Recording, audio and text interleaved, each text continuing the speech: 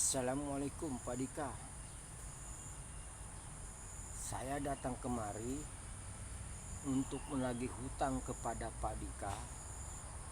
Setahun yang lalu meminjam kepada saya untuk modal usaha di sebuah pertanian yang ada di seberang sana di desa sini. Dan Pak Dika berjanji kepada saya akan dikembalikan selama 1 tahun. Namun sampai saat ini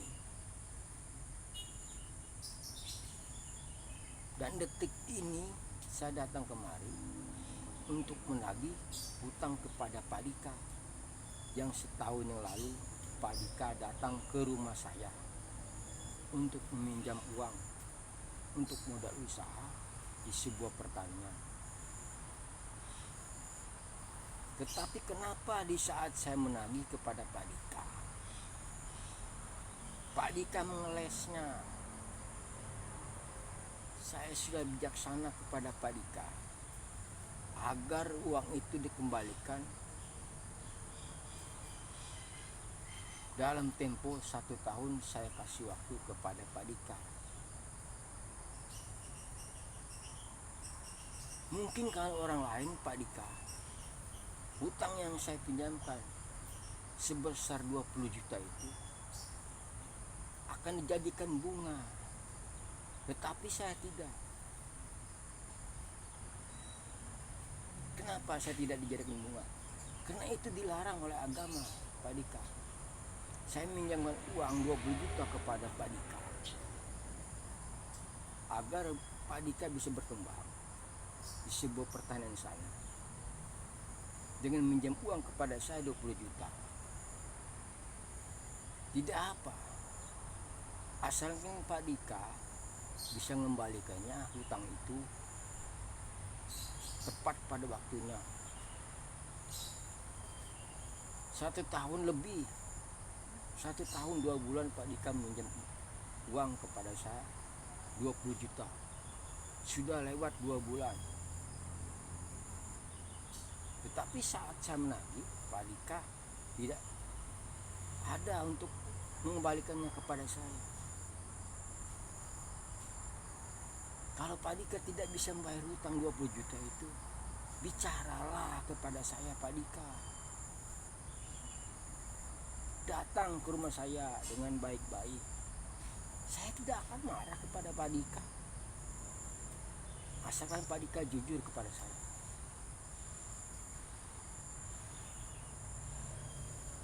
Itu saja, Pak Dika.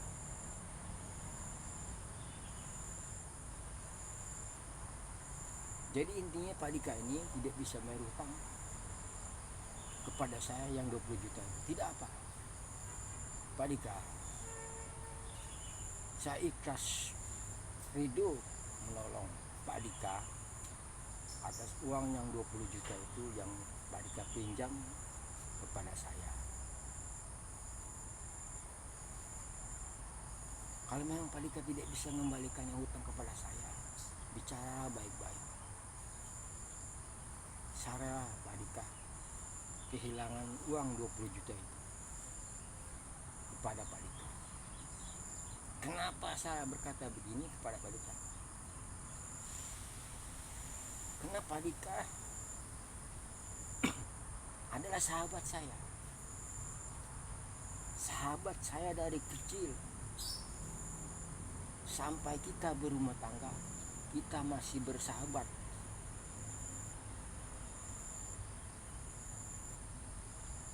Jangankan hutang kepada Pak Dika 20 juta.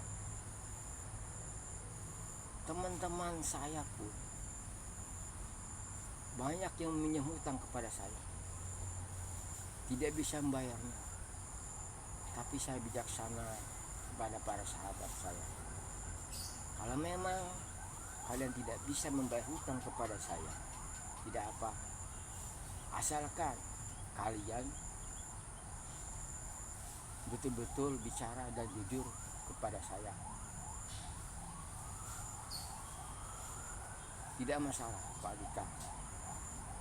Oke, Pak Dika, saya ikhlaskan uang yang 20 juta itu kepada Pak Dika. Kalau memang betul-betul Pak Dika tidak bisa membayar hutang yang 20 juta itu kepada saya. Maaf Pak Dika, saya harus tegas kepada Pak Dika. Kita ini sahabat dari kecil Pak Dika. Oke Pak Dika, masalah hutang tidak selesai. Sekarang intinya Pak Dika mau tidak bekerja sama dengan saya. Pertanian ini kan luas Pak Dika. Saya membutuhkan suatu karyawan agar bisa mengurus pertanian ini, karena saya masih banyak pekerjaan di luar. Pak Dika, kalau memang Pak Dika di sana pertanian yang tidak memadai, bekerjalah di saya. Pak Dika akan saya angkat menjadi kepala mandor di sini. Sedangkan karyawan yang lain yang ada di pertanian ini kurang lebih 15 orang. Jadi Pak Dika saya angkat menjadi kepala mandor. Jangan dipikirin Pak Dika masalah utang. Saya sudah ikhlasin aja. Masalah Pak Dika dikala kerja di saya, jujurlah dalam perkataan dan perbuatan Pak Dika. Karena kejujuran, disitulah manusia akan percaya kepada diri kita. Kalau diri kita tidak jujur, mau jadi apa ke depannya? Hanya untuk membohongi seseorang. Hanya itu saja Pak Dika yang saya sampaikan kepada Pak Dika. Jangan sampai Pak Dika berbuat lain di luar sana, meminjam uang di luar sana.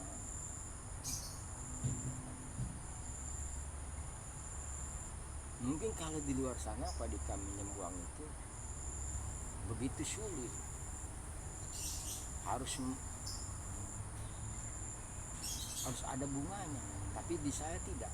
Oleh karena itu Pak Dika, sudahlah, hutang adalah hutang, tapi saya tidak jadi hutang, tidak dijadikan hutang. Sudah ikhlas hutang Pak Dika, sudah saya ikhlaskan. Maka Pak Dika, karena waktu masih banyak, saya akan mengontrol lagi di sebuah pertanian yang ada di Desa Kriut namanya, Desa Kriut.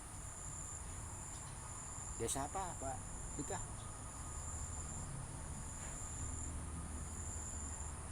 Oh iya. Desa Kriut ya, Desa Kriut. Ya, Desa Kriut Pak Dika. Ya, Desa Kriut sana. Kata Pak Judiawan kemarin kepada saya, ada beberapa hektar tanah yang ada di Desa Kriut sana. Warga sana akan menjualnya. Jadi saya akan menuju ke sana untuk membeli lahan yang ada di Desa Kriut sana. Oke Pak Dika, mulai saat ini Pak Dika boleh bekerja saat ini Pak Dika. Boleh bekerja saat ini atau besok, itu terserah Pak Dika. Yang penting Pak Dika jangan terlalu menekan kepada para pekerja dan petani lainnya. Kasihan mereka Pak Dika. Jasa mereka itu sangat banyak kepada kita. Tanpa mereka kita tidak bisa makan. Mereka berjasa, para petani berjasa kepada kita. Hasil mereka sedikit, tapi hargailah seorang petani, hormatilah seorang petani. Seorang petani yang begitu gigih, berangkat pagi, pulang sore, dalam memperjuangkan kita agar kita bisa makan. Padi mereka tanam,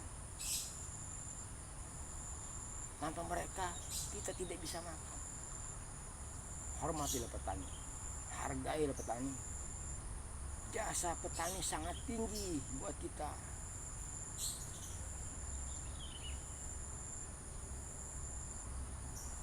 Jangan sampai kita menyakiti seorang petani. Seorang petani hatinya mulia, dia mau bekerja keras.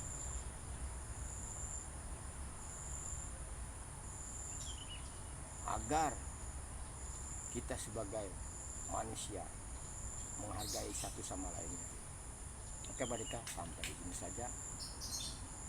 Hanya itu Pak Dika, jangan terlalu menekan para pekerja. Waktu pulang kerja, mereka jangan sampai lewat dari pukul 5. Jam 12, tengah azan, biarkan mereka beristirahat dan sholat. Jam 4 mereka masing-masing pulang menuju ke rumahnya. Jangan sampai yang lain yang waktu kemarin yang dipegang oleh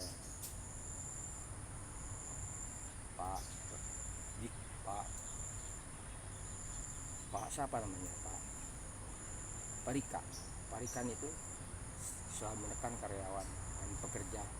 Nah, di pertanian ini pukul 5 mereka harus masih tetap di kebun. Tapi ini Pak Dika saya tekankan, jam 4 para pekerja ini harus sudah pulang. Karena mereka masih banyak kerja di rumah, belum sholat asar, belum istirahatnya. Oke Pak Dika, sampai di sini saya katakan ke Pak Dika. Assalamualaikum Pak Dika. Saya akan menuju ke desa sana.